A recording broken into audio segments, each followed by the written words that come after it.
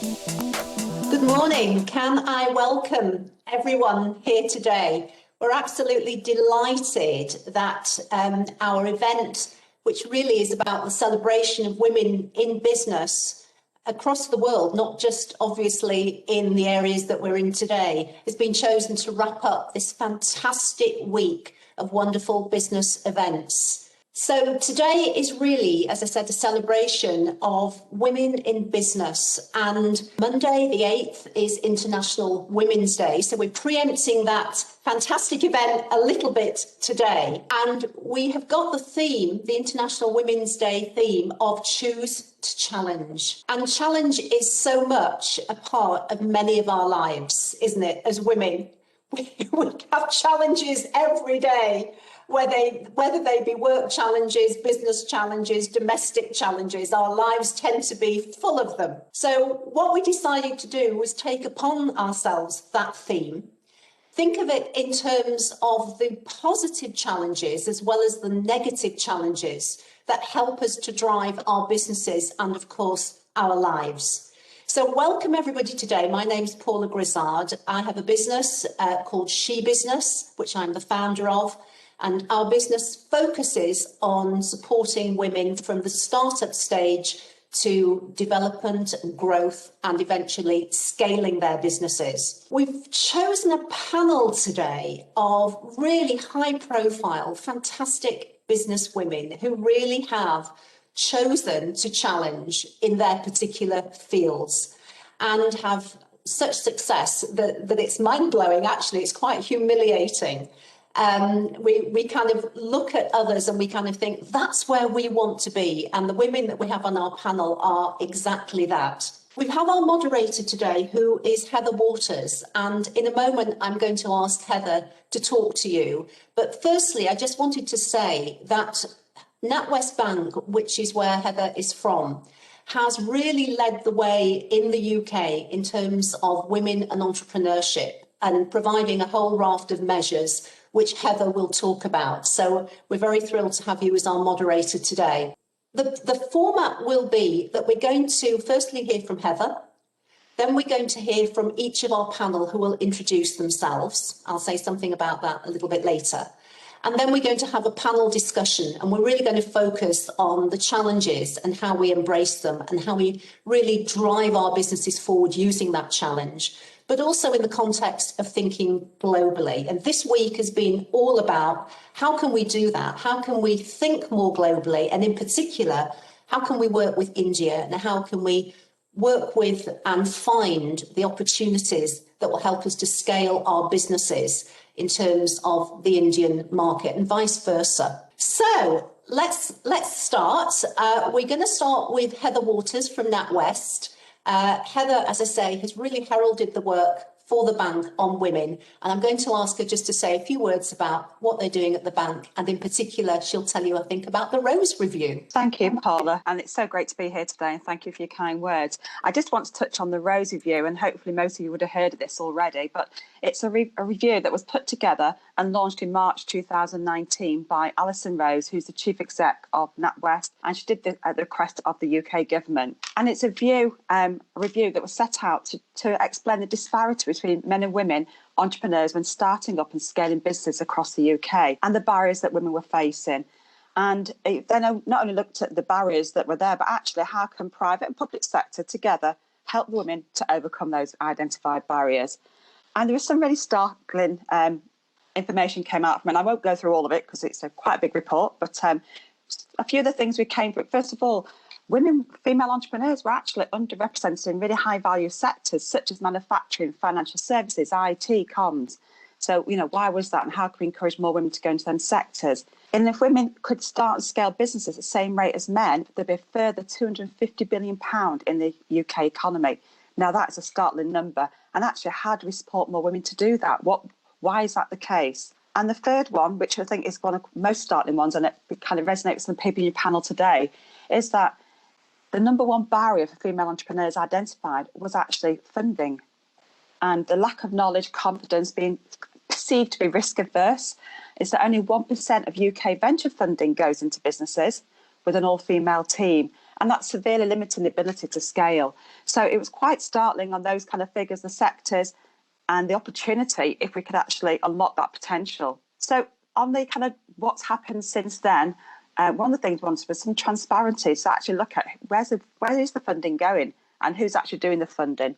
So to address that, NatWest has become a founding member of the Investing in Women Code, a commitment by financial services firms to improve female entrepreneurs' access to tools, resources and finance. Now that code, the Investing in Women Code, has nearly 80 signatories now. This time last year on International Women's Day, there was 22. So in 2 years, it's gone from 0 to 22 to nearly 80, which is fantastic, and includes most of the major banks and investment firms. And I think actually Jordan, who's on here today, is a signatory on that as well, and she can talk about that. The code commits for organisations to promote female entrepreneurship. Another one I'll just touch on is about launching new investment vehicles. So we need more funds to go to women. So investors play a crucial role in unlocking capital for female business owners. So there's a council of actually bringing together leading investment firms, institutions to tackle that. And there's been guidance put up for VCs around that, which was launched earlier on this year. But did you know, another startling number for you, only 13% of investment teams are women. And actually, nearly half, 48%, don't have any women at all. So we've got another issue there that actually are there female investors around? And there are some, but actually how do we encourage more women to become investors? Looking on the funding side, because it seems to be the number one topic with this, but increasing funding towards female entrepreneurs as well. On average, a woman will start a business with 50% less money than a man does. So we are perceived to be risk averse, that we're just a bit more savvy when it comes to funding and don't want to take too much on and don't want to overburden ourselves with debt. But at the same time, if you haven't got enough, then your business won't survive. So it is actually having that right balance between the two sides. So again, how do we help more women to unlock the funding that is available there? And the last one, Paula, I just want to touch on is actually that, greater family support for female entrepreneurs, highlighted even more over the last 12 months. So we already knew that when we did the research that women said that they took the biggest share of the family responsibilities, whether that's looking after children or parents, because that seems to be a bigger part of the care responsibilities these days as well. And actually, how can we help women to unlock that? And I say, over the last 12 months, I think we've put into that homeschooling on top of childcare and looking after parents who are maybe shielding or elderly as well. It's been a huge challenge. But women are resilient and they have coped with this. I'm not sure how much longer they can cope with it, but they have coped with it so far. But and the risk averseness, yes, it does happen, but it's not a bad thing. We just need to have a look at that and how we can overcome it. But we looked at then obviously the kind of how we can help them. So one of the things we've done is how we can help them with relatable sponsors and mentors. And a few of you will know this, but in the Leeds City region, we've actually lately been piloting a mentoring program purely for female entrepreneurs would be the business. And it's been an absolute success. I'm hoping that's going to be rolled out across the rest of England and into the UK later on this year. But we'd recognise that the women did not know. We needed that signpost and pointing out to actually where could they go and the value a mentor could have for them. So such a lot has gone on over the last 12 months. I didn't really want to take too much of time up, but I just wanted to say, one of the things we are doing in NatWest, and you'll hear from Louise will talk about this a little bit, is that we do have an awful lot of support for entrepreneurs. It's actually making sure people are aware of what is available for them. So we have 2 programs. One is the Accelerator program, which we do actually have 3 hubs across the north of England. We're very lucky to have one in Newcastle, Leeds and Manchester. At the moment, it's all digital because of the pandemic, but hopefully those hubs are back open again sometime in the summer. And then we have an all digital one that we launched last year in April. So this is tools that are available 24/7 when it suits. And with women, that convenience factor has been a main part of it. We've got over 4,000 people using that platform now, and more than half, 56%, are women. So we do recognise that as a tool that's become vitally important because of the flexibility that's there for them. So I'll leave you at that. And I do suggest if everybody looks up, just if you Google, or any other platform, I should say, Rose Review, the update will go live on Monday. But pretty much what I've talked about today is what's in that update there. But I'm so pleased to see so much is happening. And I guess on that theme, Paula, of Choose to Challenge is actually how do we help the challenge of getting more women to get funding, to know where to go for it, whether it's debt or investment, and how do we encourage more women to be female investors as well, because that seems to be 2 of the biggest topics that come from this. But I'll hand back now to you, Paula, and I'm sure that I'll bring some conversation through for the rest of the event today. Thank you very much, Heather. I think there's so much in what you said that resonates with me in the work that I've done in terms of women perhaps appearing to be more risk averse than men are. And clearly we need more businesses that are run by women. We all know that women are very good at multitasking, very good at being resilient. As you quite rightly have said, we've seen that over the pandemic, over the last year, with all the extra burdens that many women have actually had to cope with. So I think on that basis, let's hear from some of our speakers. Sorry, I should just say to our audience that we will be taking questions from, as well as from our panel, to our panel. We will be taking questions a little bit later on, which Heather will be moderating. So if you have any questions, please do use the chat function and we'll try our best to get your question answered. So I'd like to turn to our panel now, and I'm going to ask each of them to talk to you about their journey. What was it that sparked initially that flame to actually go into business, but not just go into business, to really take their business forward, and what challenges there have been on the way and how they've been overcome. And our first speaker is Karina Jadhav, and Karina is based, I think you're sitting today in Salford, is that right? In the northwest of England. And she is from the hospitality sector, bars and restaurants, which in itself is often quite an unusual area for women. So Karina, tell us all about yourself and your business. Thank you. Thank you, Paula. And thanks, Heather and Sharon, before I forget, because you've been brilliant. It's just really interesting what Heather was saying, because listening, I was nodding and agreeing all the way through, because I think for me, a major issue with my journey was that I'd had so much conditioning from, being from when I could speak till, leaving university, that I had to be, as a female, everything to everyone.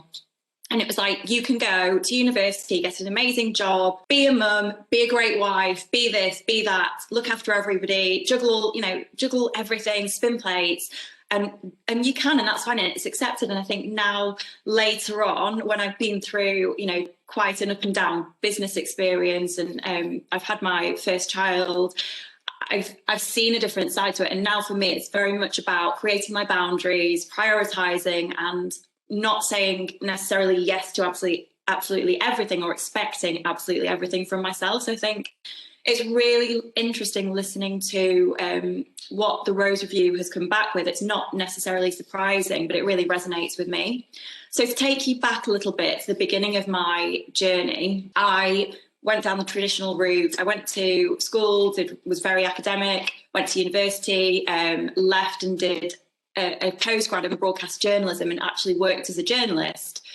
And I was a very, very timid person, and quite wet behind the ears, not very streetwise at all. And while I was working as a journalist, I was working for ITV Regional News. I ended up helping out behind the scenes with my then boyfriend's business. He decided that he wanted to open up his own food concept, because he was working at Lidl and he didn't want to put those hours in for somebody else when he could do it for himself. So that was so new to me and just a complete eye-opener. Anyway, he started doing food and drink festivals, so I kind of tagged along. But as we do as women, I ended up serving on the till, helping to smoke the meats in these wood burning ovens that we had. We had a 3 metre by 3 metre market stall, and serving and just dealing with the cash, all of those kinds of things, just doing anything that really needed doing. And I really, really enjoyed it. It didn't feel like a job. And that was the first time I did something that didn't feel like a job to me. So it was a real surprise, and it was nothing like the kind of job that my parents had wanted for me or had really directed me towards. They were very much like, we want you to be a professional. We want you to have a profession. So that was great, and it did really well. So he ended up opening a counter service unit in a food court in Manchester city centre. And yet again, I ended up working on the till, and it was ticking boxes. Every job that there was, I would try my hand at, just to fill the gaps when we didn't have enough people, or we were saving money because it was a small business. So I'd serve on the till, I could work on the grill, the fryers, started learning how to do the bookkeeping, would wear a sandwich board at the front of the food court and usher people towards our very dark corner of the food court, but the opposite side from McDonald's and KFC, where everybody really wanted to go. And just really got my hands dirty, and I absolutely loved it because there was such an immediacy to the sales. I'd never experienced anything like that. I hadn't come from a business family, and I could suddenly see my actions affecting sales and growing a business and making it stronger. So that was doing really well, and I ended up leaving my job full time and going to work with my partner, and we opened a full service restaurant. This was ridiculous, really, but it was 2010, so it was just coming out of the back of the last recession. It was a time of great opportunity. So the deals that landlords were giving at the time were sensational. I think we got 4 years rent free on the first unit that we took, and some capital contribution in the Manchester city centre, but it was a brand new area called Spinningfields, and it was just developing. So we opened an 80-cover restaurant, bearing in mind we had no restaurant experience. We had quick service experience. My other half had gone and worked at a few kind of casual dining restaurants, but we didn't really know what we were doing, but we learned as we went along very, very quickly. So that was great. Really, really enjoyed it. And, you know, it was still very hands-on. Off the back of that, the landlord, the developer for the entire area, approached us and said, I've got a big unit. If you'd like to take it, rent free is there, capital contribution will be there as well. You know, what would you do with it? What do you think? So we had a think, and we'd been in New York looking at burger concepts. Anyway, so I came up with an idea that we could do a concept based on the different neighborhoods in New York. So social dining style, lots of experience, very exciting. A DJ, partying, and decided that we would come up with a restaurant called Neighbourhood. So we still didn't really expect it to be much more than the 80-cover restaurant that we currently had. But as it was 4,000 square foot, we managed to fit 200 covers into the restaurant, and we still were very, very young and very naive in that industry and didn't really have a grasp over what was about to come. So we got that restaurant open, and within 3 months or so, it absolutely flew because there was nothing really like it at the time in terms of experience. It was just a really exciting, vibrant energy, almost as well because we were quite young and we were still learning what we were doing and figuring things out. And you learn very, very quickly, don't you, when your bank balance is dropping down and you need to sort your cash flow out and all of those different elements. So that did really well, and off the back of that, we opened a smaller restaurant, 150 covers, in Cheshire, which is a suburb just next to Manchester. And then in 2015, during this process, unfortunately, it had taken a big toll on us personally, our relationship. So in the period of time of the food court and the second full-service restaurant, we'd separated, and in 2015, we got divorced. So that, for me, was like absolutely, world-shattering, because I had not been brought up where it was even acceptable to get divorced.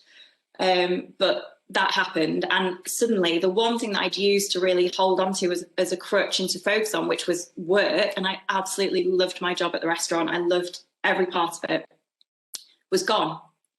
So I was kind of out on my own and I really wasn't sure what to do. And my confidence was absolutely on the floor. So I did take a bit of time out.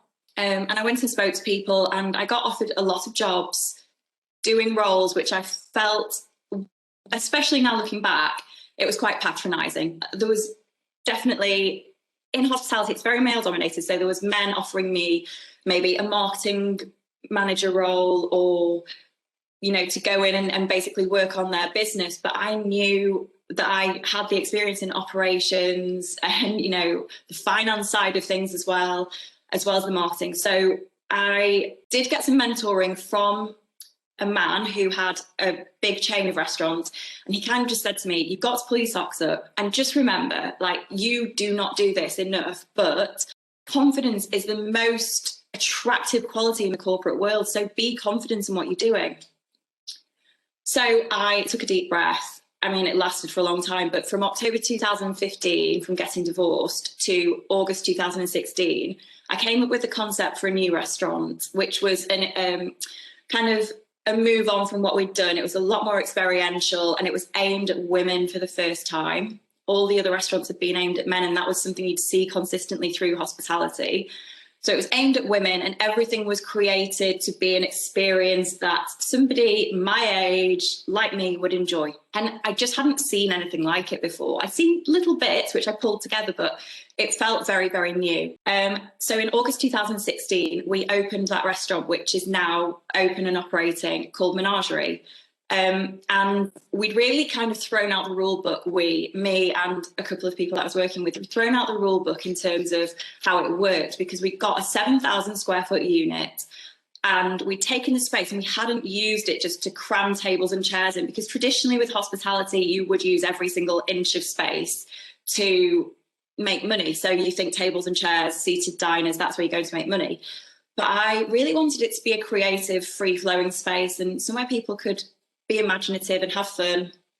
So I created a play area with a bathtub and 2 large weight-bearing frames that people could stand in to have photos. We've got a catwalk running down the centre of the restaurant that guests can walk on. After dinner, people get up and dance on there. We have fashion shows, we have performers, we had aerial performers, so we had weight-bearing hoops from the ceiling. And it was just, the builder, when I was telling him about all these things, looked at me like I was crazy. And it was difficult to get the men that I was working with to understand my vision. But when it all came together, it made a lot of sense. So that restaurant opened in 2016, and every single year we've faced a different challenge with it. It's been one thing after another, culminating in COVID, where we've been closed for 9 out of 12 months.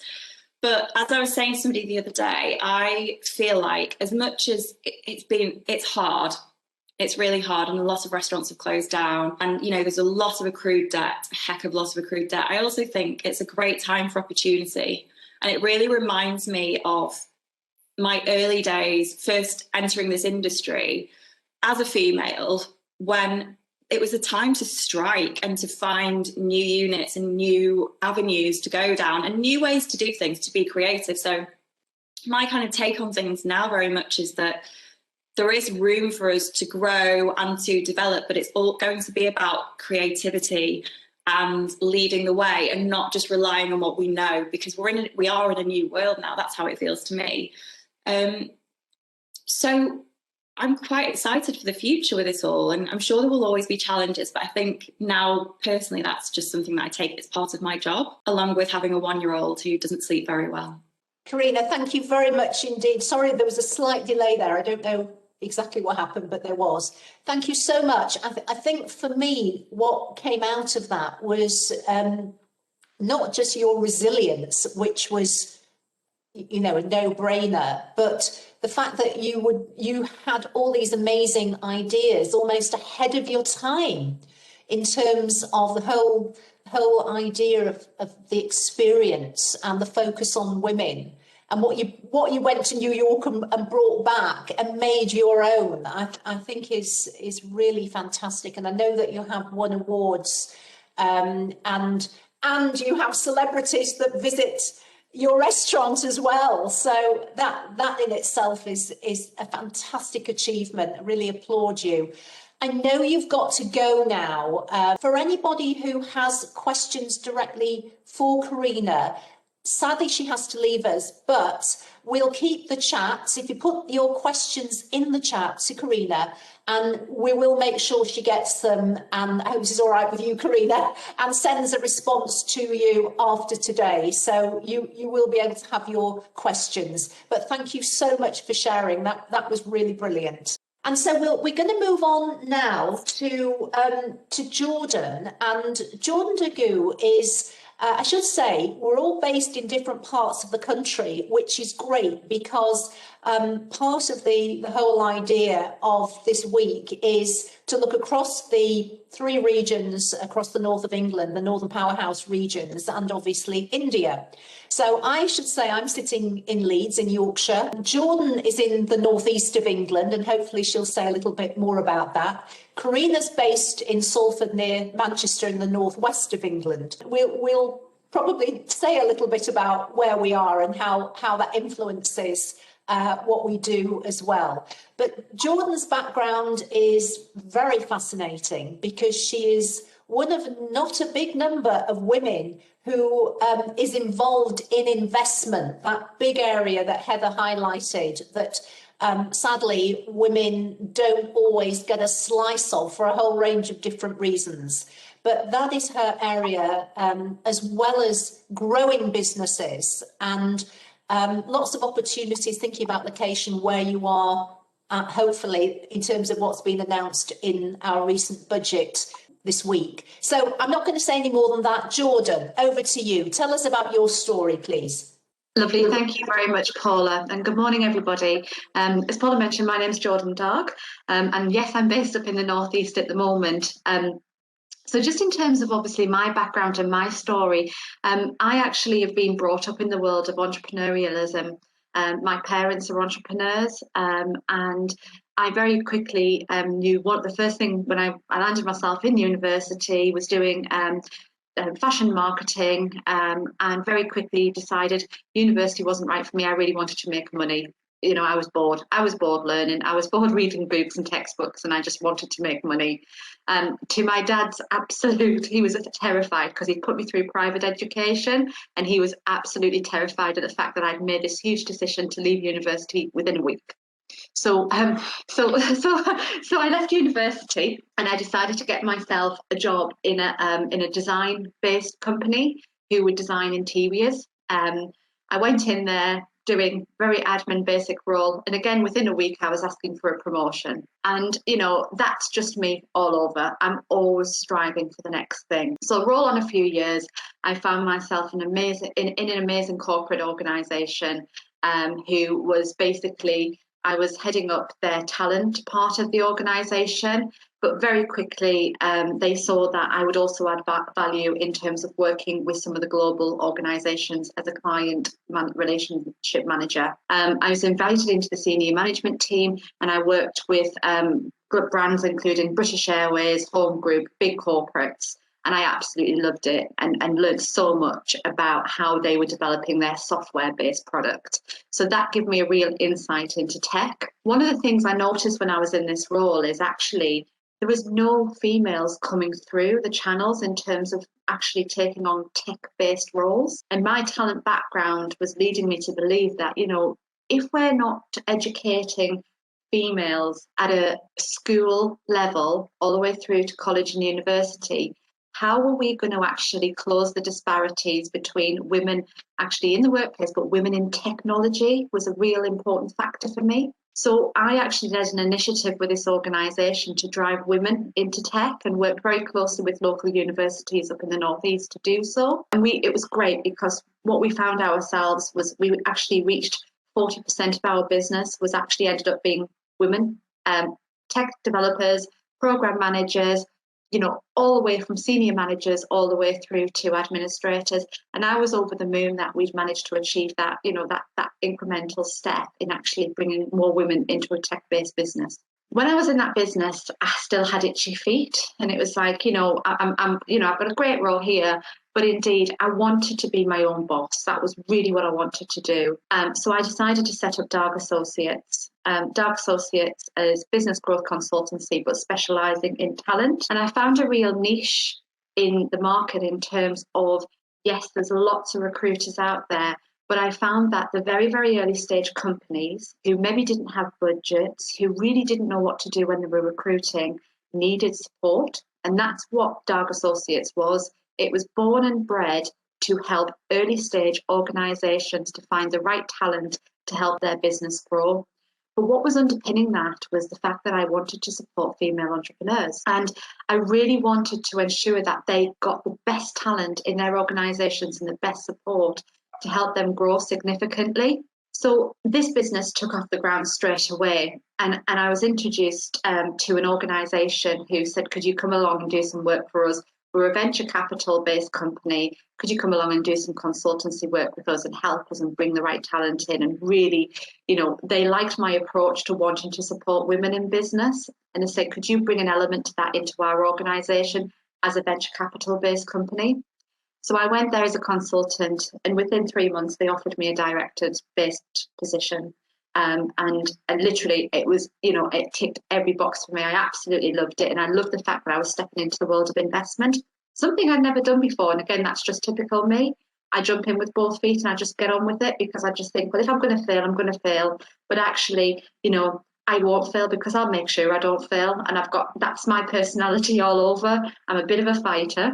And I don't like to fail, and I like to succeed. So I went into this position. I learned so much. It was like a sponge, honestly. That 2.5 years of my life just flew over. And I really, really empowered women in finance and investment, to the point where I developed a really good relationship with Jenny Tooth, the founder of the UK BAA. And Jenny, within my first 6 months, asked me to travel down to London, sit on a panel and talk about investment. And I thought, I haven't got a clue. You know, yeah, I'll do it. But you know what? Sat on the train going down to London, and I thought, right, I know what I'm doing here. I can sit there with all of these experienced people in investment and know exactly what I'm going to be talking about. I walked into the venue and it was all men. It was middle-aged men. And I literally grabbed myself a drink and ran to the bathroom, because I thought, you know what, I'm going to hide in here until I need to go on that stage. And I thought, you know, actually, Jordan, get a grip, get back out there and get this sorted. So I went back out there and I sat on that panel, and it just all seemed to flow. It was just, you know, I learned so much from everybody who was around me. I took on board everything that was being discussed. And I was able to talk about my journey and why I wanted to work in the investment landscape. And that was my first initial overview of working in investment. Through the last, the last couple of years, I've been working as an investment director with North Invest. And I absolutely love working in the investment landscape. As Paula mentioned there in the opening part, there's not many women who actually work in investment.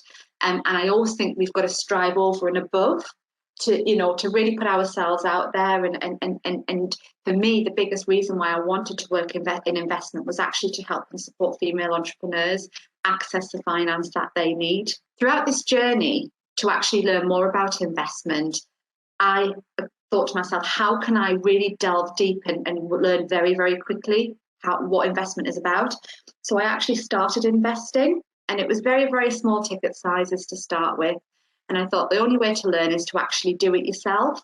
So I invested into a couple of companies to start with, so I could go through the process, learn what it was all about. Then companies weren't female entrepreneurs to start with. It was just opportunities that I liked the look at, and I thought I couldn't understand the business as well. However, what's happened since then is I've actually got a real passion for investing, and I've now invested in 5 companies, and 2 of those are actually female entrepreneurs, and which I'll come on to a little bit shortly. So in my journey, I've actually gone through a lot of hoops to get to where I need to be. But now I'm supporting North Invest, and one of the founding board members, Helen Oldham, in North Invest by actually launching an initiative called Fund Her North, which is all about supporting female entrepreneurs and helping them access funding and finance, and the support to give them the confidence and encourage them to actually grow their businesses and go out and raise finance. And this is obviously where today is all for me is exactly, what Heather's just mentioned, what the Rose Review highlights is those barriers that are being faced by women. And as part of my everyday role and as part of what I do, I want to continue to, to encourage women to access finance. So when we decided to look at, the Fund Her North initiative, it was absolutely an amazing initiative. So what we've done is we've actually got 25 female-led women who are all working within investment, or indeed investors themselves, working as founding members of Fund Her North. And we are encouraging females right across the North to come forward and talk about their businesses and see how we can support them, either by growing the business or indeed helping them access funding and finance. We actually have, when you put together all of the women in that network, a group, we have over 400 million available, not in a pot of funding, but in our own areas available to women to obviously, access. So this initiative was only actually launched back in September, and already we've actually supported over 12 female businesses, either by getting them in front of the right investors, getting them investment, or indeed actually being able to access support. Throughout this process, I actually then met a female entrepreneur, and I actually decided to invest into her business. Not only is her business something that really relates to me and my passion and my hobby, but I actually thought that she was a fantastic entrepreneur. The company is a company called K9 Nation, and I was one of the founding investors. And basically, that for me was a real head turner. She really needed not just the money, but she needed the support to grow her business. So I've now taken an NED position, and we're back out raising our next round of funding, of which my investment's being followed on as well. That's really just a whistle-stop overview in terms of where my journey's been, but also how, what Heather's talked about in her opening around, being able to support more female entrepreneurs and increase women investors in the landscape. That is what I'm doing in my day role, really, is to grow those areas. Thank you so much, Jordan. There was just a huge amount there in terms of not just what you've done and how you've broken through an area which is such a male area in terms of investment. As you quite rightly say, the Rose Review homes in on investment as so male dominated. I seem to remember one of the things that I read in the review said something like, if a woman goes forward to a panel which is generally all male, then they're kind of thrown aside almost, because the panel tends to look at the business now rather than the potential of the business. Whereas if a male business owner goes forward to a panel, largely male, then the panel looks at that potential for growth. And that I thought was very, very interesting. We'll pick up on some of those points when we've heard from all the speakers. I'm delighted that there are a number of questions coming through, but we're logging them all, so everybody hopefully will have the chance of getting their question answered. But I'd like us to hear from the panel first before we go into questions. So when I was putting the panel together for today, I was really keen to look at very different areas. So we really have a whole spectrum of women in business and the different approaches and the different issues in terms of challenge and success. So I'm delighted that we have Bhairavi, who is here from India. And it was delightful to meet her yesterday and to hear her enthusiasm for the work that she is doing with colleagues. Now, she is, amongst other things, a social entrepreneur. So her businesses often have a social purpose. And I know that you've done so much work around the inclusion and diversity and health agendas and work with young people as well as women. And I know from reading about you how passionate you are. So love to hear more about you and your story and the fantastic work that you're doing in India. So over to you. Thank you. Thank you so much, Paula, for that wonderful introduction. And my hello out here from India to all my friends out here who are there in this session. Hello, a very good afternoon from India here. I'm based in Delhi, speaking from Delhi.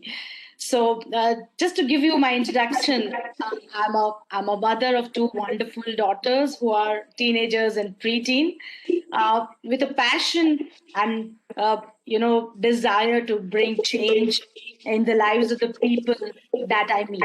So with that start, I would like to say that I also belong to a non-entrepreneurial, background, and I did my schooling, education, and everything from a, small town of India. Of course, there were opportunities there to, grow.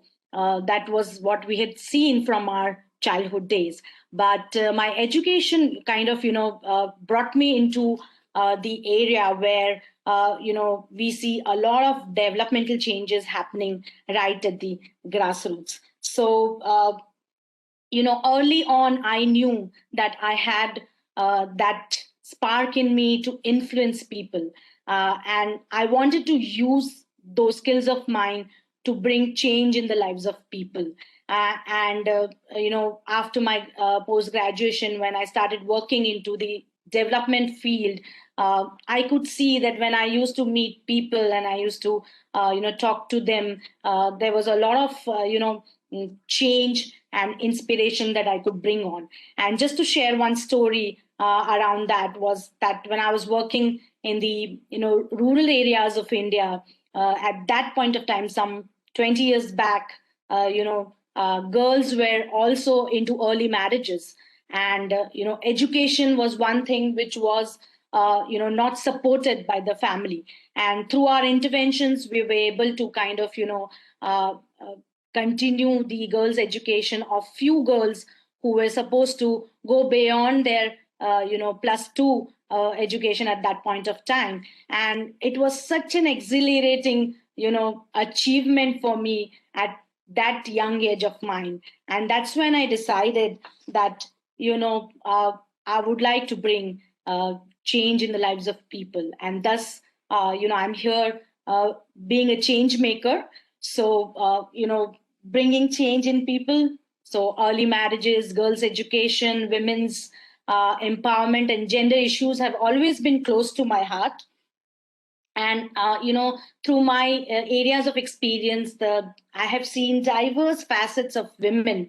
And due to my work in the development field, I saw that, there are a lot of opportunities and a lot of women want to do a lot of stuff, but, support in terms of education, in terms of, skilling, mentoring, in terms of finance, requires a great amount of boost all over the globe, I think. And that's what, when Heather and Karina and Jordan was sharing their experiences, I think wherever we are based right now, what we can see is the challenges for women are the same. So just to give you an idea of, I'll just want you to take you through what my organization is doing. I'm into the healthcare startup. So as I was sharing my journey, I wanted to do something to bring change in lives of people. And that's when, I had a like-minded partner with me. And we decided to bring up this startup some 15 years back and, started a healthcare startup to kind of bring in change in the lives of people, especially in terms of healthcare treatment and, solutions for the healthcare problems that the people of India are facing. And that's when the whole idea of my organization called HED Healthcare came forward. So in those days, initially, skilling and training was a very, very new concept in India. And that point of time, the government was coming out with a major skilling corporation. They were, establishing that program at the national level. And that's when we thought of, taking that under our umbrella. And we started skilling and training the youth of India into healthcare. So primarily we started with healthcare, but, going forward, as I have mentioned, the issues of women were very close to me. So few like-minded friends, we also got into gender issues, the gender parity and all. So we also got into the area of, other side of area called corporates and the industries where women are working as employees and are still, wanting to grow up the ladder. So that's when we started, programs in terms of, mentoring and providing leadership skillings to the women out there. So that's one part of the organization that we do. We do consulting in terms of skilling and training, wanting to scale up now with not only restricted to healthcare, but into the diverse areas of, tourism, travel, and, medical travel as well. Sitting out here in India, when I was, entering into my entrepreneurial journey, what did I experience was it was a very lonely journey. All my women entrepreneur friends also have shared that with me.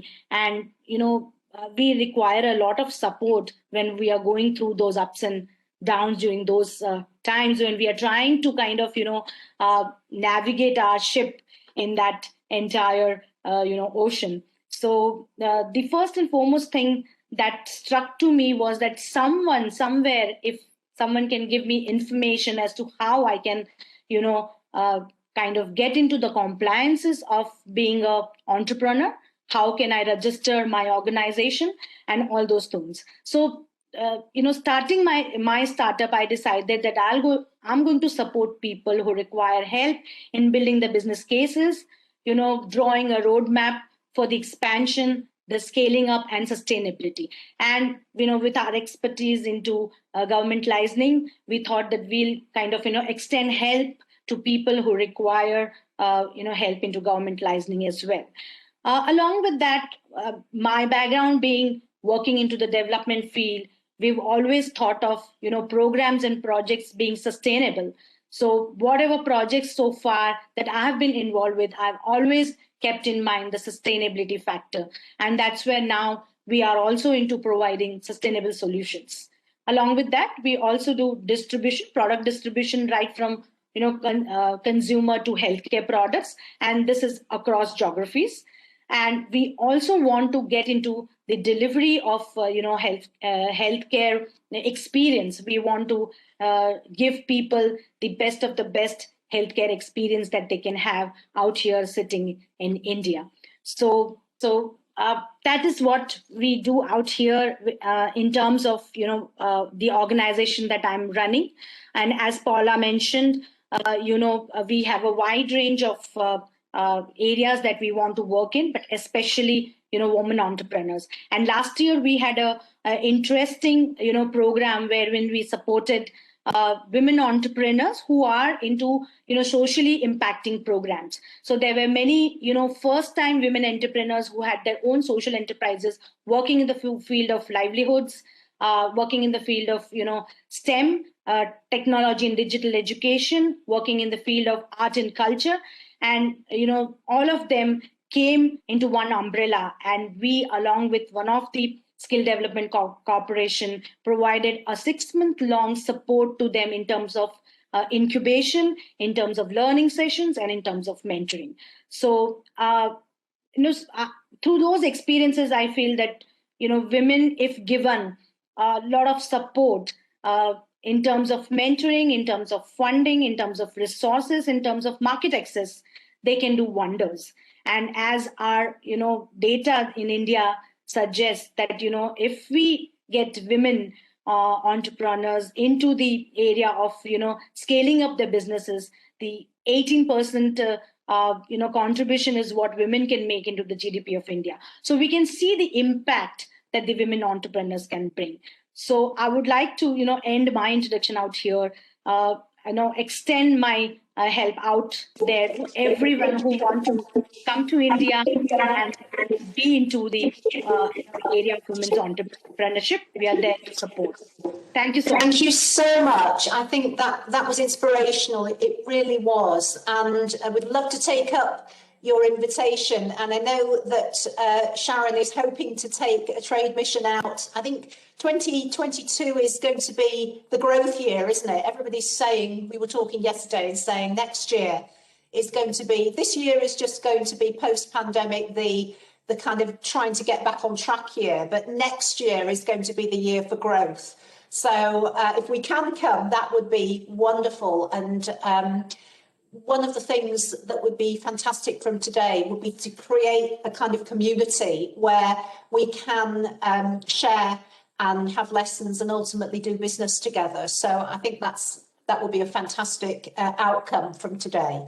So thank you very much. Moving on, I'd like to introduce now Louise Knutson. Now, Louise and I met because we met through a different kind of project that I was involved with. And on the phone call that we had, I was very interested in what Louise was telling me about not just what she was doing now, but her background, which is international. And as today is all about thinking more internationally about how we can develop and grow ourselves and also our businesses, I thought Louise's story would be a great one. And it turns out that Louise and I actually both live in Leeds in Yorkshire and not a million miles away from one another. So Louise, over to you now. Thank you. It's interesting, actually. Hello, everybody, whether you're in the UK or India. It's really interesting, actually, listening to the key speakers on the panel, because some of these ladies I haven't met before, but actually just drawing parallels between the key words that are coming up over and over again. And I think that's ultimately, if we can give anything back to any of the audience that's listening here, it's some of those key themes that run throughout this. And that's where I'll start. You know, some of the things that I've jotted down: resilience, success, risk-taking, sponge, change, and scale. And I think they've all definitely had an impact on my journey. My name's Louise Knutson. I'm Swedish-British.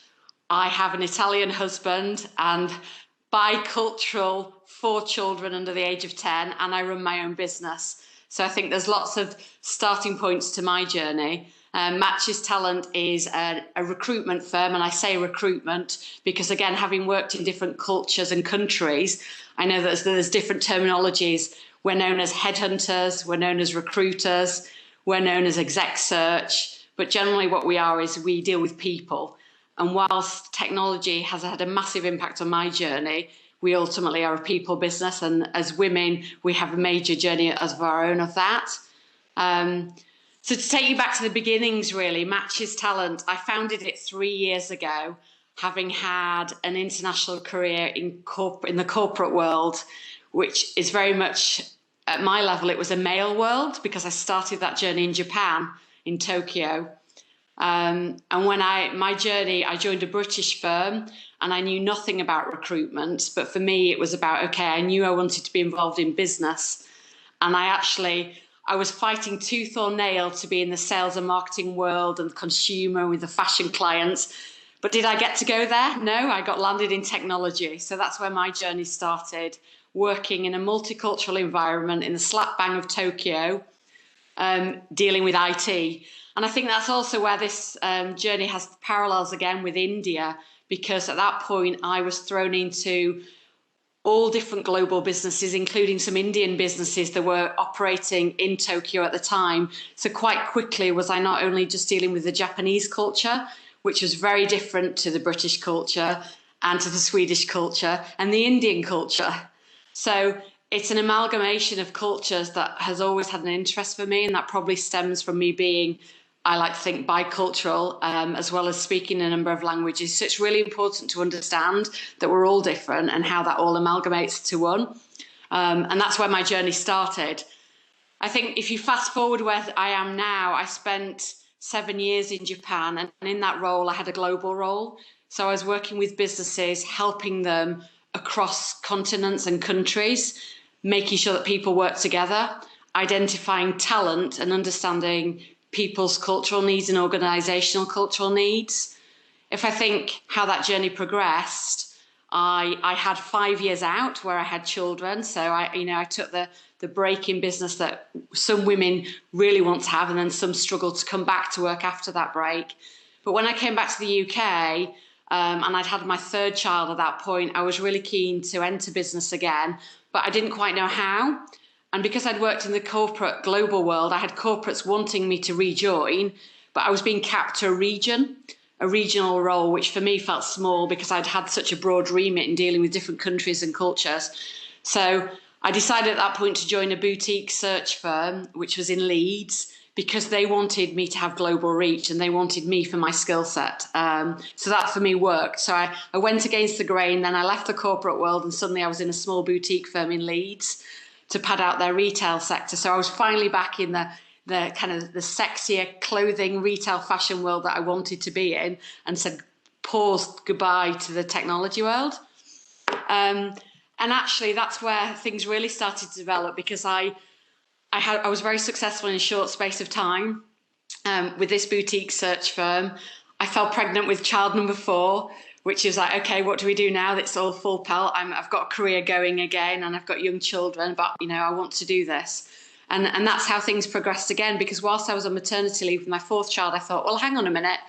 I can do this, and I've got a lot of experience, and I can see how I fit into the chess piece of the business that I was working for, which at the time was a business run by men.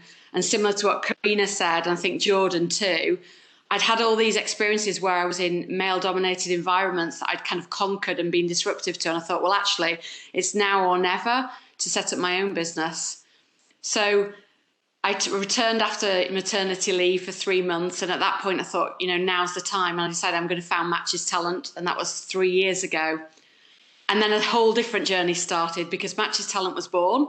And for me, it was about bringing my experiences back from global businesses, global corporates that I'd worked 10, 15 years ago, tech companies like Amazon and Apple, giants that had been founded and were conquering new markets by coming to Japan from the States. So I'd had all these experiences of how global corporates were getting it right.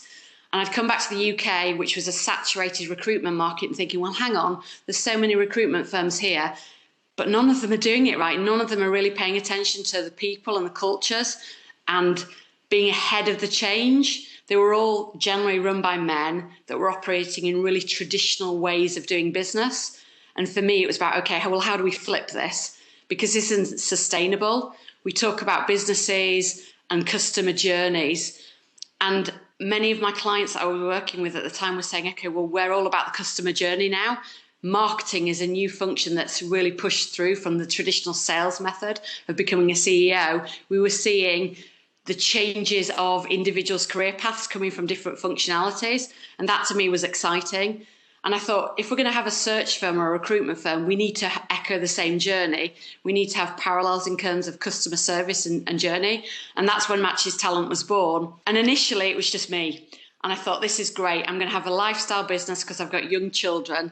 But then me being me, before I knew it, 3 months in, I'd been approached by a group that had private equity investment. And it was by a good friend of mine that I'd met in a network who said, Louise, you should talk to them because they want to invest. They're a group. I knew nothing about private equity at the time. And I thought, okay, well, this sounds exciting. I know I need a global business. And how am I going to get there from just me?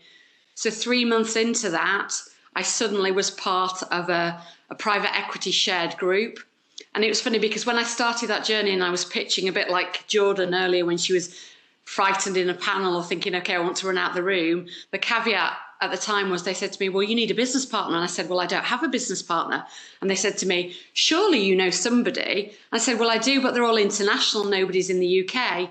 And the caveat was, well, we need somebody that's based in the UK. So I said to them, well, it's me. It's take me or it's nobody. It's me or nothing. So they said, okay, well, we will. So I put forward the business plan. And before I knew it, I had private equity investment to grow for 3 years to scale the business. So there you go. I started. Fast track a year on, I bought the business back again. And I'm back to being me. So it's interesting how the journey goes. I had private equity investment within 3 months of owning it. A year on, I realised, a bit like what Jordan's been advising and what she gave the speech earlier, you've got to try things and you don't always know what the right way is. That wasn't the right time for me to have private equity investment. I was a startup in a shared group. And I spent weeks and months number crunching in a mail board, fighting my corner, to the point where they said to me, okay, you need to invest more of your money. I thought, I'm not investing more of my money. I'm going to buy the business back now whilst I can. So I bought the business back. So here I am, 18 months on from buying the business back. We're a small business that has been fortunate enough to be agile during this pandemic. I'm really grateful I bought the business back at that time. And actually, we've had growth from then. Then came NatWest. So this is where it's really excellent link up again on Paula's part of getting the panel really linked and succinct. Because Heather talked earlier about the NatWest Entrepreneur Accelerator Programme. When I came out of PE, I was a little bit shaken, thinking, okay, that was a journey and a half in just a year. What do I do now? How can I still do this? And quite quickly, I was looking for platforms that would help me to the next stage. And that's where the NatWest Entrepreneur Accelerator Programme. And it's been absolutely brilliant. In fact, it's a platform of all different types of businesses, different stories. I feel that I can give back to the business community, but also I learn a lot. And I go back to a word I mentioned earlier, sponge. I think the key thing, and I've worked with execs all around the globe, from small business to large corporates, it's about that continuation of being a sponge, absorbing always learning and having the willingness to learn. And I think that's what we as women can keep encouraging each other, because I'm sure on the panel and in the audience here today, there are plenty of people nodding their heads or drawing similarities in their experiences. And I think the key thing is we're still going through change. And when I bought my business back from PE, and we looked at the branding, and I was fortunate to have a friend that had come out of Instagram in the States that I went to university with, which just again shows you how important your network is. And she helped with the branding. We thought, well, actually, where Matches Talent sits now, it's about change and transformation. We're not sector specific. We're about helping all businesses, but it's about aligning the cultures and the people and working with businesses at whatever backing they have, whether they're founder owner led, whether they're family owned, private equity investment, venture capitalist. It's about really working with the different stakeholders and looking at the businesses to push them forward at whatever level they need to. And that's where we sit now, in a space that I know will continue to grow. It's about recognising where technology will feed into that journey, but ultimately people will still be around for a long time, and how we link technology and the people and services. And that's where we sit now. So any business, bringing it back to where we are today, with drawing ties between the Indian culture and the UK, for me, it's about how can we give back? How can we get India involved with the UK? How can we help those Indian businesses really expand globally, whether that be by physical presence or whether it be by actually looking at different countries and how they operate, and how we pull that to having a really true global organisation. Because I've worked with many businesses that operate in a silo function in each individual country, and that's a big need that needs to be addressed when looking at process. So there are so many different angles to my journey that echo in how change moves forwards and what we do as a business. And that's hopefully where, if I can touch upon other businesses today by having been part of this panel, whether it be that we help you as a business or we just listen and give back in mentorship, that means a lot to me personally. I'll end it there to pass it back to Paula, and I'm sure there'll be plenty of questions later. Louise, thank you very much indeed. Can I ask you a quick question? How important was or is mentorship? Because we keep hearing that word. How important has it been for you?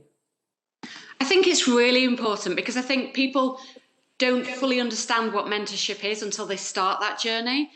Sometimes it can be just having somebody listen to you and saying out loud your ideas to help formulate them.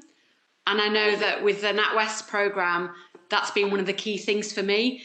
I've also realised that I had more experience than I thought I had by listening to the stages that other businesses are at. So sometimes it's just connecting with a person that's right for your business to help trigger or push your business to the next level.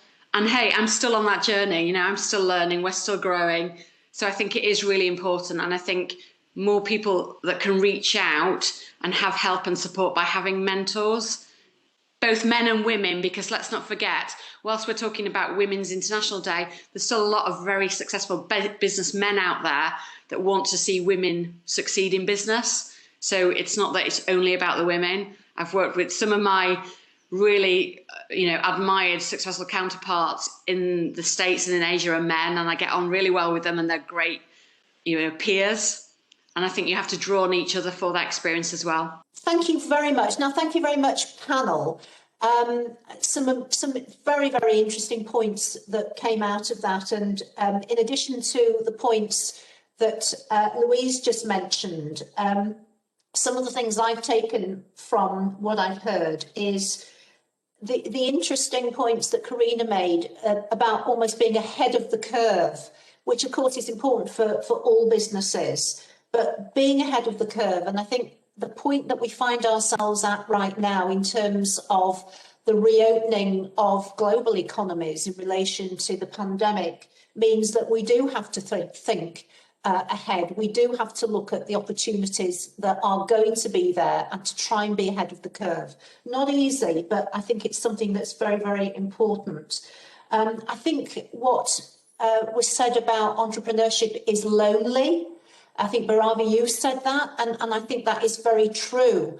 And mentorship, we know is important. But networks, I run a networking business, and I've found that just being able to talk to others at the same level of business as yourself, another business going through what you're going through, is invaluable. So networking and having a mentoring approach is very, very important.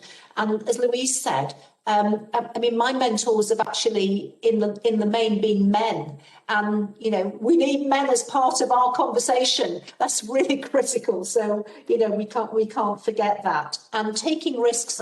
When we get into the conversation, I'd love to know your views about why women.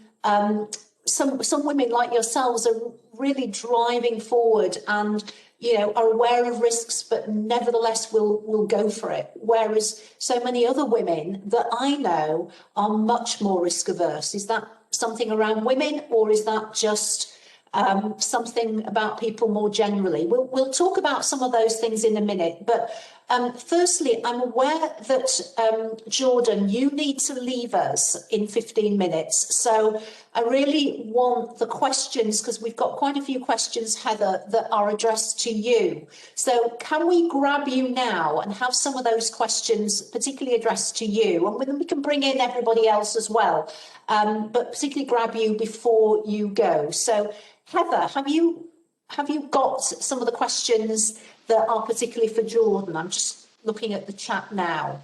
Dr. Ruth Brown-Shepherd has asked a really good question about when you started investing, what type of investments did you do? You must have come into one. And for those who have limited funds to invest at the start, it can be high risk to invest if you don't know what you're doing. So can you give some words of advice on that? Yeah, absolutely. Great question. So yeah, in terms of, I'll answer the first part first. In terms of the first couple of opportunities that I invested in, I was lucky enough because I was actually working on these deals as an investment director as well. So I was working very closely with the entrepreneurs in actually pulling together their investment opportunity, and actually I'd done a lot of due diligence through the work that I was doing, because that was my day job. The two companies that I invested in, both are tech. One's operating in the hospitality landscape, and one is actually operating in the intelligence landscape. As I say, I had the honour of working with both of the founders and entrepreneurs in those businesses.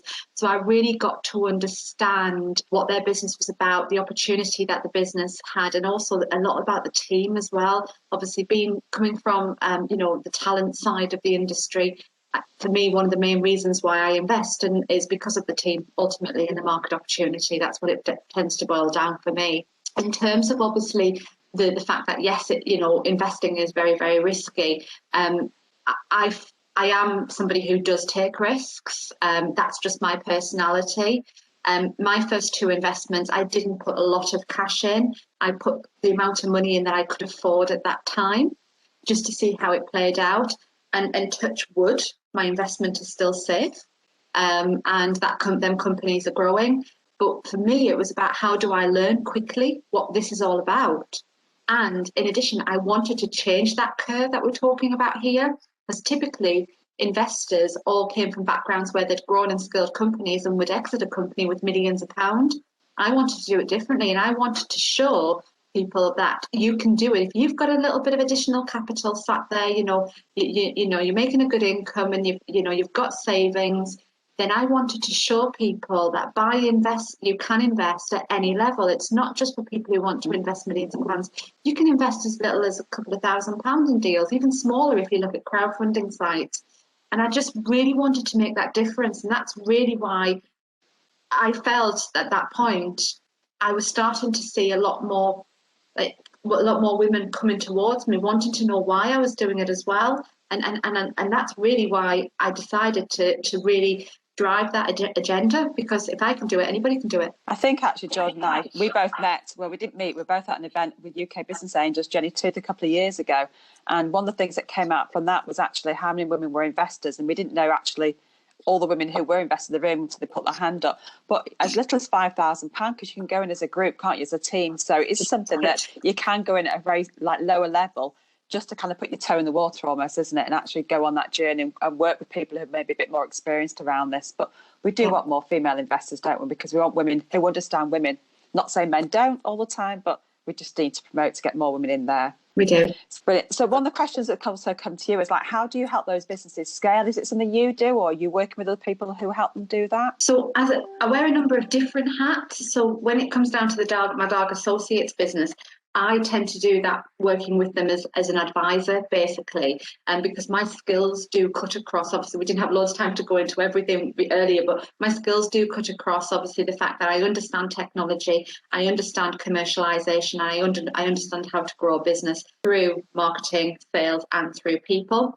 So in my Dargue Associates role, I do that on my own, but I also will make introductions to people who might have a specific experience or profession around a certain area. So I'm well connected in what we do, so I can easily pinpoint people who might be, I don't know, for example, really, really well embedded in the chemistry industry. That is not my speciality, so I will work with that person and make the right introductions and open up doors for the people who I'm working with effectively. In my capacity with Fund Her North, for example, in terms of helping those businesses, again, it's working alongside my colleagues who we will work, and I will tend to pick up a deal and get it prepared for investment, but work with colleagues to help us go out and raise that investment as well, Heather. Brilliant. Thanks, Jordan. So Jenny Holdstock, who's from Leeds LEP, has actually put a quote on it, really interested in North Invest and Fund Her North. Are there any particular sectors you focus on, or is there a wide variety? There's a wide variety. Generally, underpinning a business, there needs to be an element of technology. But we all know how much, how wide and how varied technology can be. But please do come towards me, whatever your business is. Please do come towards me, because if I can't specifically help you in one area, I will make an introduction to somebody who can help you. Brilliant, thank you. And this is the last one for you, Jordan, honestly. So Farah's asked, thanks for taking us through your journey. It was great insight into the tenacity required to succeed. What advice would you give to a female entrepreneur who's looking to stand out amongst a male-dominated, technology-centred crowd? My recommendation would be to be prepared. I always think if you can make a great impression, I always say the first 30 seconds you get to understand a person very, very well. So if you can be exceptionally prepared for why you're wanting to enter that room, or what your business is doing, or what you're wanting to achieve, I would recommend that you absolutely walk in or be introduced with confidence and knowing that there's one thing that you want to get from that meeting. And if you can get that one thing, I think you come across in a positive way. You come across as being, right, okay, somebody who is not a force to be reckoned with, so to speak, and just, you know, giving that element of confidence to want to achieve. And I think that for me is the biggest thing. If you go in there and put yourself on a level as everybody else, know what you want out of it and understand why you're there, I think that would be my biggest, recommendation. And just one last one, because Paul's got a question, actually, and I was going to ask this one, so thanks, Paula. How do you select a business that's investable? What are your critical factors? Okay, yeah. So the critical factors for me is, the first thing is, like I said earlier, the team. Number one, absolutely the team. Is that person investable? Could I personally work with that person? Do I think that person will raise additional finance as well? Because I'm not somebody who could fund a business right from start to end, so to speak. Number two is basically, is that business solving a problem? Is there a real problem? Do they know have they found a problem, and have they created a solution that will fix that problem? Number three, it's about the market. Is there a big market opportunity there? If it's a condensed marketplace already, have they got a USP that differentiates themselves to anybody else that's out there? And number four, it's about scalability. How quickly can a business commercialize? How long is that lead time from the day my money goes in to where my money will be in 5 years' time, so to speak, and what can be achieved? So what does the scalability of that business look like?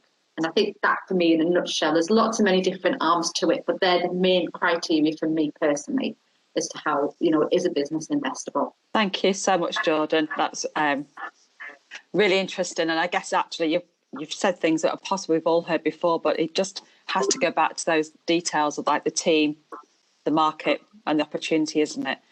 So we've got some other questions here, and I'll if you want me to just go through a couple of them more for you, Paula. I mean, one that goes out to all panelists, saying, first of all, thank you, really good presentations.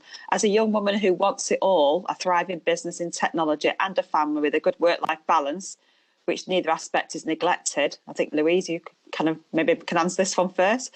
Where are some of the challenges you experienced as a female entrepreneur managing this balance, and what is your advice on maintaining that balance as our responsibilities grow and our hours of the days diminish? I think it absolutely is challenging. But I think one of the things that I find satisfying about having my own business is that you can work on your terms.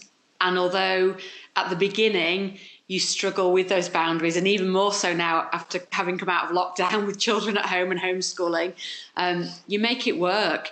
And the satisfaction that you get of when it does work in terms of being able to pick your children up from school versus picking up your laptop. And I just think the hours that you put in as an employee feel more time constraining and consuming than when you have your own business. And going back to what Karina said, and Jordan as well, once you find something that you really love doing, which you should as your own business, that also helps. So it can be done, and it fuels itself, because you thrive with the energy you get from doing something you love. So it doesn't feel like you're putting in the hours anymore versus when you're reporting into somebody. So you can do it, and also being very open with your children and family about what you do. You know, I have 4 young children, all at primary school, 3 boys and a girl. So it's very full on, but they know that I work and they are inquisitive. And I think that's teaching them their own journey of what I do, that I'm not just their mum, I'm both. I have different roles and we all wear a number of hats, whether it be like Jordan that's running a number of different businesses. You know, we all have different strains to us at whatever capacity. And it doesn't necessarily mean you have to be a mum. It can be that you're a woman doing other things. So I don't know whether that answers the question specifically, but I just think don't feel that you can't do it just because you're a mum of children or that it's going to be too challenging. You will find a way to manage it just as you did when you were an employee going to work, and you can do it. Brilliant. It's that balance, isn't it? So I've got a couple of questions here that I'd like to ask now. Bhairavi, if you don't mind. First one is the Indian market open to working with female entrepreneurs who provide service wholly online, or is it better to appoint a local representative to act as an ambassador for the business in India? So it depends upon the kind of the business that we are doing with India. Of course, Indian government has been very, very open these days and have provided a lot of, single window opportunities. Processes have been made quite easier. So, depending upon the type of business that you want to run, it's absolutely okay to run that business directly online. But if there are a certain kind of businesses which requires a local touch point, then it will be better to do it through a local representative. Okay. And is it safe for women? It's a general question from the floor, really. Safe in terms of, when it comes to entrepreneurship, it's absolutely safe. People have now started recognizing, women's capacities, and that women are not going to be, held back by anything, and they're going to continue doing what they're doing. So there is a lot of support out there from the ecosystem that we thrive in. So a lot of, networks, a lot of community groups, a lot of organizations are out there to support the women entrepreneurs. So I'm sure they also kind of, take care of the safety of women. Brilliant, thank you. And I think I'm just going to go back to mentoring, because it has been mentioned quite a few times in the chat, and obviously people have had different experiences. So if I just go to all the panel, I'll start Bhairavi, because we've got you're on speaking at the moment. Mentoring, for you personally, is it something you've experienced, and is it something you do for other women? Do you mentor other female entrepreneurs? Yes, absolutely. Absolutely. I would, 100% vote and vouch for mentoring, because, mentoring is that tool that we women have, will help us, kind of show the mirror to all of us, as well as support us in whatever we're wanting to do. So just wanted to quote an example from the kind of mentoring programs that we have been running out here in India. We are running 2 kinds of mentoring programs, one to the corporate women who are into the jobs, and also the women entrepreneurs. So both the set of women have found mentoring to be very, very effective. And, what happens is it increases their self-confidence, their trust, and just that there is someone to hear their story and give them a clear and right understanding about it. Of course, mentoring also, helps women open doors to various networks, brings access to various markets, and funding and pitching opportunities. So these are some of the advantages that mentoring has. Lovely, thank you. Louise, what about you? Have you had a mentor that you mentioned it in your, you've been mentor from the NatWest program? Have you done mentoring yourself? No, I haven't done mentoring myself. I think because we've still been at the early stages of our own business and growing it, but it's definitely something when I've been involved with the NatWest program, I've realised without thinking about it that I do have experience to give back to other businesses. And I think you identify with different things, so you learn and you get a lot from other businesses and from the mentors and the network. But it's definitely something I'd consider because you feed off each other. And I think it is a lonely world. And what you tend to find, and if I go back to the PE experience, what I found that was good about that group was that it was a group. So all the CEOs had each other to lean on. And then when you go back to running the business by yourself again, that suddenly disappears. And it's just that sanity check that sometimes that you need to, again, fuel your confidence to continue, just like you would, in any time, any walk of life, whether you talk to a friend or you're just bouncing back ideas, everybody needs, however good you are, everyone sometimes needs a sanity check or just needs to say the idea out loud. And that's where having a mentor can really help. It doesn't have to be somebody that's in your field of work and more experienced than you. It can be somebody from a different sector. Some people are definitely more skilled at being mentors and get more out of you. And that's, again, experience. And that's why we have life coaches, business coaches. And it's another angle of our own business matches talent that we've been looking at, because without formalising that as a revenue channel, we do spend a lot of time giving back in terms of helping people with their careers. So, yeah, it does, again, come up, I think, at all different levels and is definitely an invaluable skill to have. And if you get access to having a mentor, I would encourage people to take up that opportunity. Totally agree, Louise. And I think you're quite right that there's peer-to-peer as well, there's an awful lot of that available at the moment in the UK, because we recognise that people have been very isolated and working from home, even if they're part of teams. So I would encourage anybody, we've just done the programme with Be the Business, but there is lots of other programmes out there as well. And I think actually Fund Her North, I know John's had to nip off now, but actually Fund Her North are looking to do some mentoring as well through Be the Business. So I'd encourage people. But Louise, you have plenty to give back. Even I'd love to know more about the private equity buyback.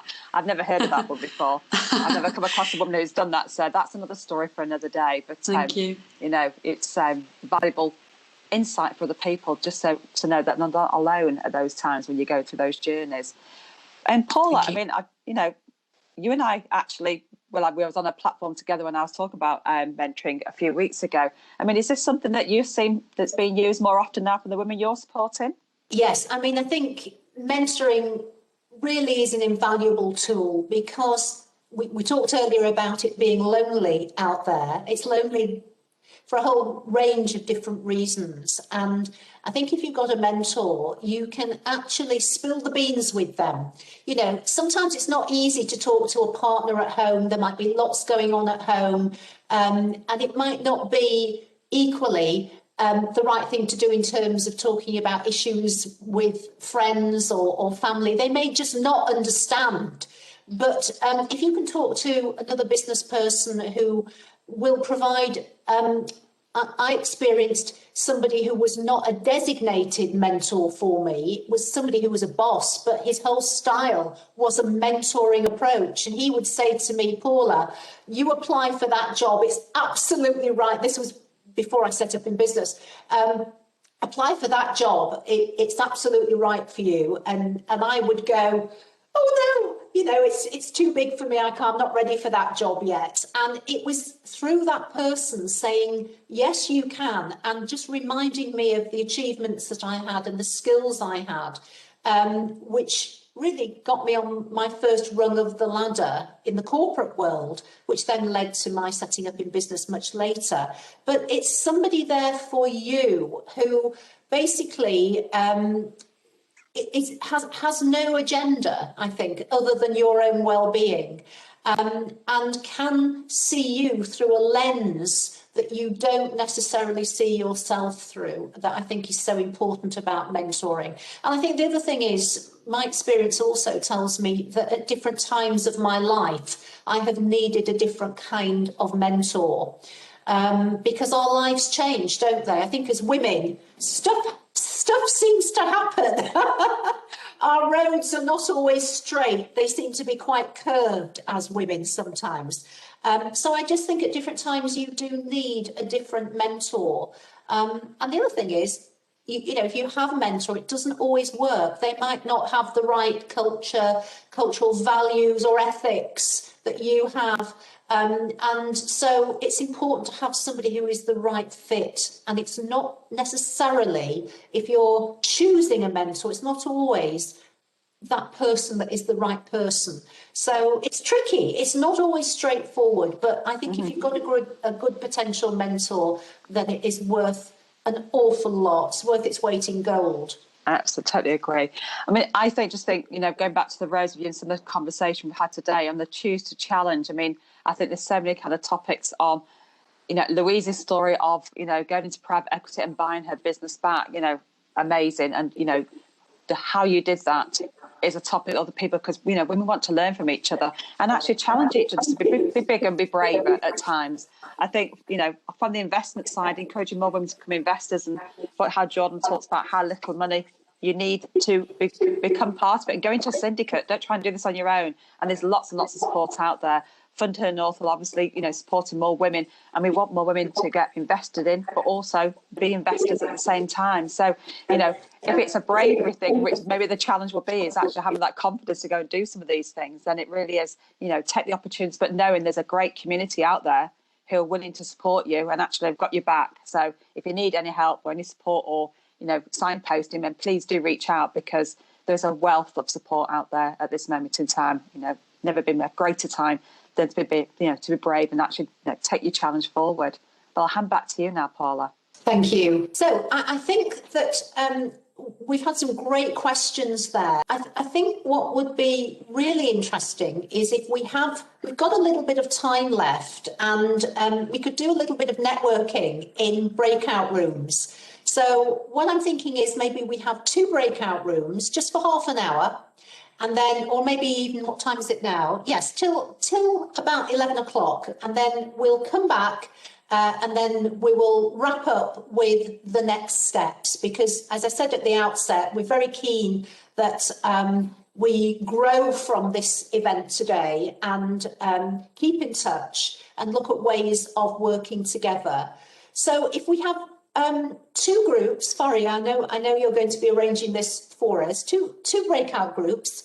One with Bhairavi and Heather, which is looking at doing business globally and also looking at that thing about being ahead of the curve. You know, what are the opportunities now if we are looking more internationally about growing our businesses? And that's one room. And the other room, if Louise, you might, we'd love you to kind of lead the conversation, really very much about thinking about challenge and the kind of challenges. You're a mum, you've worked internationally, you've had a whole range of challenges in the last few years with the funding of your business, the private equity, the buying back, fantastic, a whole lot of stuff. You've used all those challenges and you've embraced them. So it'd be great to have some discussion with others about how you can actually embrace challenge and make it work for you. So if we have those 2 groups, now I think that you can actually choose which group to go in. If we have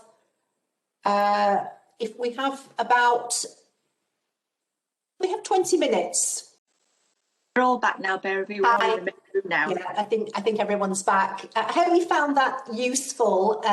Just a little interlude to really try and get to know each other a little bit more and to really consider some of the things that we've been talking about this morning in a little bit more detail. Sadly, we won't have time to kind of hear what people said, but certainly from today, as I've already mentioned, hopefully we will be in touch with you, and we hope that we will be able to stay in touch over the coming year in the run-up to perhaps going to India next year. So just really a big thank you from me to all our fantastic speakers. Thank you so much, Louise. Thank you to Heather for being such a great moderator. Thank you, Bhairavi, for beaming in and giving us a fantastic insight into the work that you're doing. And to Jordan, of course, and Karina, who had to go. Thanks to them as well. So I wanted to bring in Sharon at this point, just to say a few words about next steps and also to wrap up the whole of our week. So thank you very much, Sharon. I have the fantastic job of thanking everybody, and actually Paula and Heather, you've done an incredible job, absolutely incredible job. It was one of the masterclasses actually I didn't do anything for. So between you both, even in the rehearsals, even organising it, A to Z, and that just goes to show I had no contact, no input, and I think what you've both created is something absolutely incredible. I know there were loads of other people that wanted to attend, and it's very difficult, you know, when you're doing these kind of events that, you know, people are time poor. But the good thing about this whole 5-day virtual trade mission is that it's all been recorded. Paula, She Business, fantastic. Heather, NatWest, one of our key partners, not only for this, but for the Northern Asian Power List. I've only met Heather once, and that was just before lockdown. And after that, we just conversed literally, you know, via all technology platforms. In the olden days, we used to do the telephone, but now we use Zooms, Teams, and every other platform. I don't think we've ever used a telephone now to communicate. You've been amazing, Heather, right from the start for the Power List, right up to the Northern Asian Power Missions. And actually, I feel as if you're not just a friend, you're a very close friend, actually more of a family member. So thank you for your support.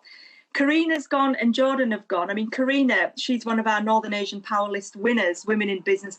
And I think after listening to her presentation, I think you know why. She's unbelievably incredible. Jordan Dargue's amazing as well. Bhairavi, I haven't met you, but I need to meet you. And actually, we're all coming to see you in March 22. So get ready. There's going to be a special session around women in business. And Louise, I haven't met you and I have to meet you. And the good news is I live near Paula, which means I live near you too. So once lockdown is over, let's get those coffees on. I cannot go without saying thank you to the amazing Faria. Faria, behind the scenes, the tech has been incredible. There hasn't even been one session where anything has gone wrong. You have done an incredible job right from the first day, the inaugural session, to the final day. So you have handled it incredibly brilliantly. So well done to you. Personal thanks to you. And Mandy Taylor, I think you've gone now, but Mandy, she's been doing the social media. 3 weeks ago, the Northern Asian Power Mission didn't even exist on social media. And now you can see where it is. She's just unbelievable. And that just shows the power of women. Again, I've got to say that. This week would not have been possible without the support of our key partners and our patron. So Karen is here from Squire Patton Boggs. Karen has been incredible. Daniela, I know she can't make it, she's on leave today, but Daniela's been an absolute backbone, as has Jenny from Leeds City Region Partnership. Rupinder from the University of Delhi, I'll talk to you in a minute. Marketing Lancashire, Leeds Beckett University, the DIT, the Federation of Indian Chamber of Commerce and Industry, the Confederation of Indian Industry, PhD Chamber of Commerce India, Manchester India Partnership, and again, the NatWest. Before we finally close, this conference has been truly bilateral in nature, which means that we had delegations and we had delegates and speakers from India. My friend, my sister, my everything, Rupinder, can I just hand over to you to say the final remarks? You've been unbelievably amazing. So if you could just say something to finally close this event, please. Thank you, Sharon, so much. Thank you for having the faith in me and trusting me all along to take this mission along. You know, in a sense, when we started 2 months back, we were really we had to really build from the scratch. And in between, if you remember, I suffered COVID, and for 20 days I was off and totally, not knowing how to proceed. And that was month of November. But we picked it up. We started working again from there. And it has been such a fantastic experience for me personally also. I come from an academic background, not really from the commerce stream. I'm from the political science and public policy domain. But so much of learning which happened for me personally also in last 5 days. And thank you to all the support I got, and I'm sitting in Delhi, but truly, Sharon, you were the person who was really giving me directions to how to think about it and how to move forward to make this a success. And what intense and deep discussions we have had. And that is what is a takeaway, the best takeaway of this 5 days spent so well, and really forging this kind of wonderful, trustworthy partnerships between UK and India across the sector, the health panel, the panel on the energy, the food and the drink, the creative industries. Each of the panel had so much of strength in terms of exchange of ideas, knowledge, that I'm sure everybody who attended had some insight about the terrain and the landscape of what India is culturally, politically, economically, and the history. So I'm sure everybody gained from this kind of time spent in the last 5 days. So I thank everybody again. I thank Sharon, all the partners, all the organizers and the supporters for this highly successful, power-packed 5 days. Thank you, Sharon. Thank you again. Thank you, and have a good rest of the morning. Well done.